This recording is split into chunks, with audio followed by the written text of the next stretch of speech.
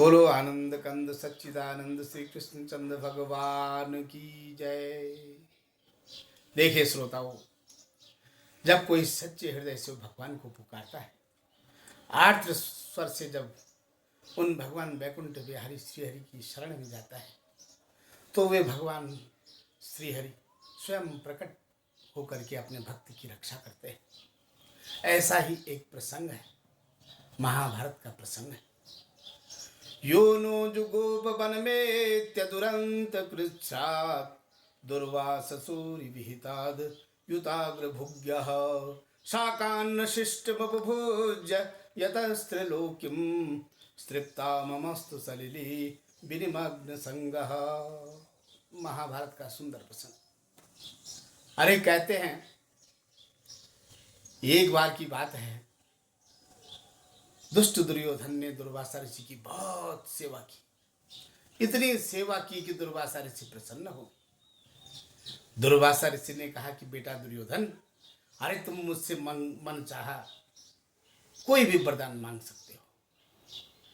दुर्योधन प्रसन्न हो गया, लेकिन दुष्ट आदमी की प्रवृत्ति देखो, वो उतना अपना भले के बारे में नहीं सोचता है जितना दूसरे का बुरे करने के बारे में सोचता है। उसने सोचा, क्यों न दुर्वासा के हिसाब से मैं पांडवों को नष्ट कर डालूं। ऐसी उसने योजना बनाई और मन ही मन प्रसन्न होकर के दुर्वासा के चरणों में गिर पड़ा और कहा, हे मुनिश्रेष्ठ, मेरे पास तो भगवान का दिया हुआ बहुत कुछ है, राजपाट है, सब वैभव है, लेकिन युधिष्ठिर हमारे कुल में श्रेष्ठ प्रधान है, हमारे ज्येष्ठ भ्राता है। एक बार आप वन में जाकर के, उनके शिविर में जाकर के उनका आतिथ्य स्वीकार करो। लेकिन प्रभु, पांडवों के शिविर में आप दोपहर के बाद जाना, ताकि द्रौपदी को भूखा रहने का कष्ट न सहना पड़े। देखिए श्रोताओं, गुप्त रहस्य की बात जानता था दुर्योधन।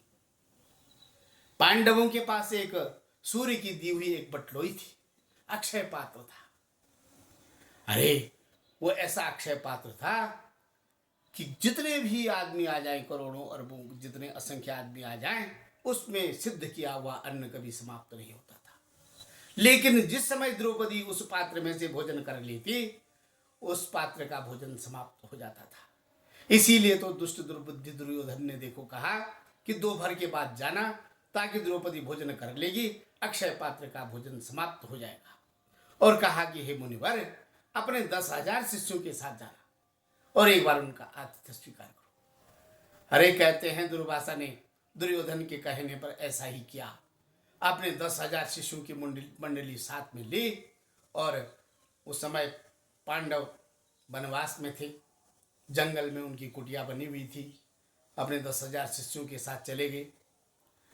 अरे युधिष्ठिर की, महाराज युधिष्ठिर की कीर्ति बड़ी पवित्र है, बड़े धर्म भीरु हैं, भगवान के परम भक्त हैं, ब्राह्मणों ऋषि मुनियों का बड़ा सम्मान करते हैं। दंडवत प्रणाम किया दुर्वासा ऋषि को और कहा कि हे प्रभु, हे ऋषि श्रेष्ठ, मेरे लिए क्या आज्ञा है। दुर्वासा ने कहा, देखो युधिष्ठिर, मैं अपनी शिष्य मंडली के साथ नदी में स्नान करने के लिए जा रहा हूं और आप तब तक हमारे लिए भोजन तैयार रखना। अरे कहते हैं कि दुर्वासा अपनी शिष्य मंडली के साथ नदी में स्नान करने के लिए चले गए। इधर पांडव सब के सब शोकाकुल हो गई। द्रौपदी बेचारी फूट फूट करके रोने लग गई कि शिविर में बताओ, हमारी कुटिया में एक भी अन्न का दाना नहीं है और 10,000 शिष्य, बताओ कैसे क्या होगा। और यदि हमने उनकी आज्ञा नहीं मानी तो वो हमें साप दे डालेंगे, हमारे कुल को नाश कर देंगे। अरे बेचारी फूट फूट करके रोने लग गई। तब वे द्रौपदी आनंद कंद सच्चिदानंद श्री कृष्ण चंद्र उन श्रीहरि की शरण में गई। मन ही मन उन्होंने भगवान श्री कृष्ण के चरणों का चिंतन किया, हे प्रभु हमारी रक्षा करो। अरे कहते हैं कि भगवान श्री कृष्ण उस समय रुक्मिणी के भवन में रुक्मिणी के साथ भोजन कर रहे थे। एक और भगवान ने जो ही अपने मुख में रखा था, द्रौपदी की वो करुण पुकार भगवान तक पहुंची। अरे मुंह का कौर छोड़ दिया और तुरंत ही द्रौपदी की कुटिया में प्रकट हो गई। अरे भगवान को सहसा देख करके द्रौपदी और भी रोने लग गई। उन भगवान ने कहा, हरे कृष्ण, हे द्रौपदी, अरे भाई इस समय मुझे बहुत भूख लगी है, कुछ खाने के लिए दे दो।